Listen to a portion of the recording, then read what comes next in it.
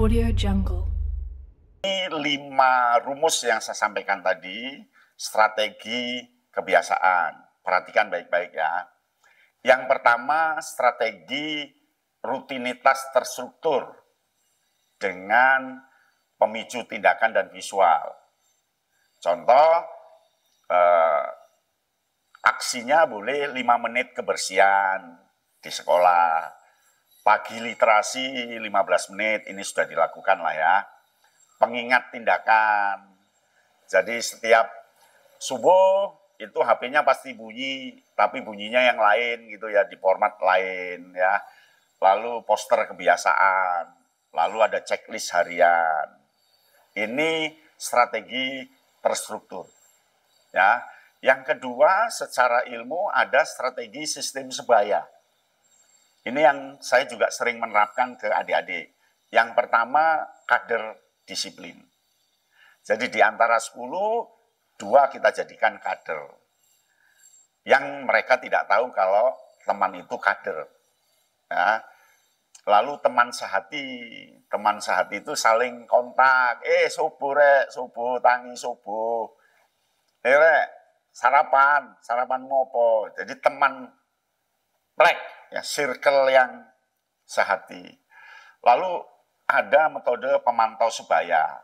Jadi temannya mantau. Kalau ini di Pandega kita menerapkan ya, ini memantau, ini adik kakak kelas memantau ini, memantau ini. Lalu ada apresiasi kelompok. Jadi kelompok itu kita apresiasi. Kelompok A minggu ini excellent, dapat skor 6. Kelompok B skor ini, ayo tingkatkan terus, apresiasi kelompok. Lalu ada logbook kelompok. Jadi logbook di samping individu juga ada logbook kelompok. Logbook regu atau logbook sangga atau logbook reka kalau di kepramukaan. Ada logbooknya. Kemudian strategi yang ketiga, itu strategi tantangan mikro dengan penghargaan. 1, tantangan 21 hari. Karena kan pembiasaan yang saya katakan 21 itu ya, atau 21 kali. Ada papan level. Papan level itu di kelas dibuat, hari ini yang ranking 1 ini, kelompok 6, ranking 2 kelompok 2, ranking 3 kelompok 4, gitu. Yang tiap minggu atau tiap hari diganti levelnya oleh si guru. Kemudian ada badge penghargaan, jadi pasang badge penghargaan di kelompok itu. Ya, atau aplikasi pelacak kebiasaan. Jadi ada aplikasi kita bisa melacak kebiasaannya A. Ini sudah pakai sistem digital ya. Lalu ada hadiah keistimewaan kebiasaan. Jadi siapa, kelompok mana, dia dapat hadiah keistimewaan kebiasaan. Lalu yang keempat, pengaitan dengan akademik. Ya, membuat 3 kalimat. Yang dilakukan sholat subuh tadi, dia nulis 3 kalimat. Berikan ke gurunya, dinilai kalimatnya bagus, nilainya 100. Menulis refleksi, menulis karangan, menulis opini, mengaitkan dengan bidang studi lain.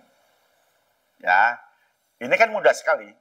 Dan yang kelima, ekosistem satuan pendidikan. Artinya ini tidak di kelas, tapi di satuan pendidikan.